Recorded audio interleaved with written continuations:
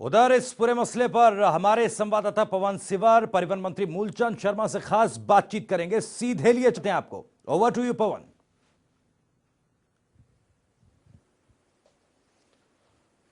बिल्कुल, देखिए, बड़ौदा के उपचुनाव की तारीख जो है वो तय कर दी है चुनाव आयोग ने। और अब जो सभी राजनीतिक दल है वो अपने अपने तरीके से अपनी जीत का दावा करें। मेरे साथ हरियाणा के कैबिनेट मंत्री मूलचंद शर्मा हैं। सर, जो बड़ौदा का उपचुनाव है, लंबे समय से इंतजार था तारीखों का, तारीख का ऐलान हो गया है। अब आपकी पार्टी की क्या तैयारी है? भारतीय जनता पार्टी की लगातार तैयारी में प्रदेश के जब से अपने ओपी धनखड़ जी अध्यक्ष बने हैं, लगातार तैयारी में हैं। प्रदेश के मुख्यमंत्री कई बार दौरा कर चुके हैं और भारतीय जनता पार्टी के सभी साथी जेजेपी के गठबंधन के दोनों दलों के कार्यकर्ता विधानसभा की तैयारी पूरी तरह लगे हुए हैं। बड़ौदा उपचुनाव में आपका मुद्दा क्या है सर? किस मुद्दे पर आप चुनाव मैदान में हैं? जो बड़ौदा का जो उपचुनाव है, सबसे ज्यादा मुख्यमंत्री के जो नेतृत्व में जो विकास हुआ, ऐतिहासिक विकास हुआ, और जो योग्यता के आधार पर प्रदेश में जो नौकरी मिली, क्षेत्रवाद, जातिवाद, भाषा, धर्म, मजहब छोड़ के हर एक आदमी, किसका बेटा थानेदार लग जाए, कौन सिपाही लग जाए, कौन एलडी लग जाए, कौन पटवारी, कौन डीटीओ लग जाए, ईटीओ लग जाए, कौन एचसीएस लग जाए, ये मनोहर लाल ने की सरकार ने दिया है। और प्रदेश में कभी इस तरह के लोगों को नौकरी नहीं मिला करती थी। जो पढ़े लिखे बच्चे थे, गरीब के बच्चे थे, उनको भी नौकरी मिली। प्रदेश में आज ईमानदारी, न खर्ची न पर्ची, ये पहली बार प्रदेश में हुआ है। प्रदेश में ईमानदारी के साथ चाहे नौकरी की बात करें या पेंशन की बात करें, जो भ्रष्टाचार जो हुआ करता किसानों के नाम पे, जो भ्रष्टाचार होता था, जो किसानों को ओलावृष्टि के नाम पे, सफेद मक्खी के नाम पे, प्रदेश में पहली सरकार मुख्यमंत्री मनोहर लाल जी की है, जिन्होंने ओपी धनखड़ उस समय कृषि मंत्री थे, जो ओलावृष्टि के नाम से, सफेद मक्खी के नाम से 2000 करोड़ परसेंट बांटे। कांग्रेस बताया ना, कभी उन्हें एक बार कभी सैकड़ों करोड़ तक गए हो। तो प्रदेश में जो किसानों का जो मान सम्मान का प्रदेश के मुख्यमंत्री बनो। आज विकास देखिए प्रदेश का, कहीं रेलवे की बात है, कहीं हाईवेज की बात है। आप देखिए पूरे प्रदेश में हाईवे का जाल है, रेलवे का जाम, रेलवे का कॉरिडोर बन रहे हैं। तो सोनीपत के तो सबसे ज्यादा विकास जो एनसीआर में हुआ है, सोनीपत जिले में हुआ है, पूरे प्रदेश में हुआ है। और विकास के नाम से वोट मांगे जाएंगे, भ्रष्टाचार मुक्ति के नाम से वोट मांगे जाएंगे। और प्रदेश में बड़ौदा के चुनाव में भारतीय जनता पार्टी का प्रत्याशी चुनाव जीतेगा। जी, अभी जो पिछले दिनों जो कृषि और किसान से जुड़े जो 3 बिल लेकर आए हैं आपके केंद्र की सरकार, आप हरियाणा में उसे लागू करने जा रहे हैं, लेकिन इसका विरोध हो रहा है। बीजेपी आज जो है वो लगता नहीं कि बीजेपी को ये बड़ौदा का जो उपचुनाव उसमें किसी तरह से इस चीज का नुकसान हो जाएगा? नहीं, जो 3 अध्यादेश हैं किसानों के हित में है और किसानों को लाभकारी सिद्ध होंगे। और इसमें तो किसान समझता है, किसान को पता है कि अपनी मंडी का सामान मैं जिले में बेचूं, जिले से बाहर बेचूं, स्टेट से दूसरी जगह बेचूं, जहां मुझे लाभ मिलेगा मैं अपनी फसल को हम बेच सकता हूं। जो दूसरे दल हैं जिनकी दुकानें खाली थी, शटर बंद थे, वो किसान के नाम की राजनीति करें और किसान के नाम का फायदा उठाना चाहते, किसान के नाम से दाव लग जाए और किसानों को भड़काने। आज किसान नहीं है, किसान इस बात को समझता है। आज वो लोग हैं, जो पार्टी के जो लोग हैं, वो इस तरह का प्रचार कर रहे हैं और प्रचार पर किसानों को सबसे ज्यादा लाभ मिलेगा।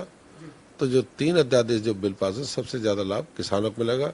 और स्वामीनाथन की जो रिपोर्ट की जो थी, उस इस बात से जो तीनों बिल है, इसका लाभ उनको मिलेगा।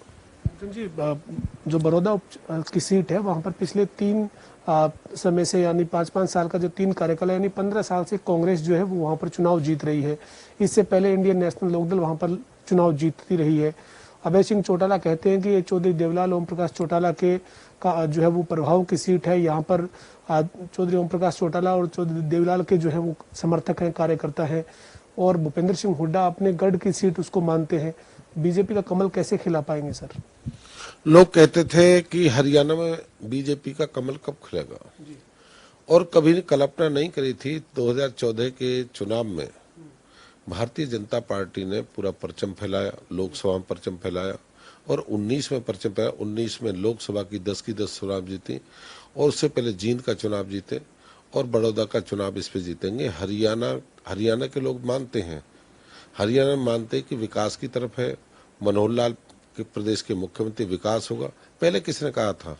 पहले तो कहते हरियाणा में बीजेपी कमल नहीं खिलेगा। लोग कहा करते थे कभी रोहतक से एमपी नहीं जीतेगा, सोनीपत से एमपी जीत नहीं जीते, हरियाणा में कभी गठबंधन सरकार के अलावा नहीं हुई। ये सब तो हुआ हरियाणा में। हरियाणा के लोग जानते हैं, हरियाणा को जानते हैं विकास क्या है, हरियाणा जानते हैं जो भ्रष्टाचार से मुक्ति मिली है, आम आदमी को जो रोजगार मिला है, आम आदमी का जो विकास हुआ है, इस बात को सब लोग जानते हैं कि आने वाले समय में बड़ौदा का विकास होगा, ऐतिहासिक विकास होगा। हरियाणा किसी का नहीं है, हरियाणा विकास का है। हरियाणा किसी क्षेत्रवाद जातिवाद का नहीं है। हरियाणा के लोग चाहते हैं विकास हो और ईमानदारी से विकास हो, भ्रष्टाचार मुक्ति हो। जो भ्रष्टाचार जो पूरे प्रदेश में रहा 40 साल, लोगों ने भुगता है, लोगों ने जूझा है। आज प्रदेश में ये बात है कि आज भ्रष्टाचार मुक्त हुआ है, आम आदमी का विकास हुआ है, आम आदमी तक जो अपनी पहचान हुई है जा सकता है।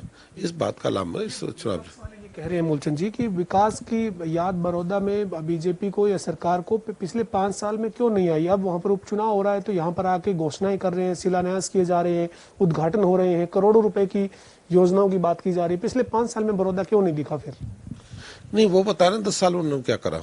10 साल वो बताए। 10 साल उन्होंने पूरे प्रदेश में जो अपना गढ़ मानते हैं, गढ़ की बात करते हैं, 10 साल बाद भारतीय जनता मना थोड़ी करा था विकास मत करिए। जब कहाँ गए थे लोग? बड़ौदा का विकास क्यों नहीं करा? बड़ौदा के लोग नहीं थे, बड़ौदा के लोग समझते नहीं है। 10 साल में तो विकास करा नहीं, तुम उपचुनाव में विकास कर दोगे। वहाँ के लोगों को पता है जो विकास होगा, प्रदेश में बीजेपी की सरकार है, गठबंधन जेजेपी की सरकार है, विकास होगा और लोगों को लाभ मिलेगा। उन्हें पता है इनका लेना देना तो कुछ है नहीं।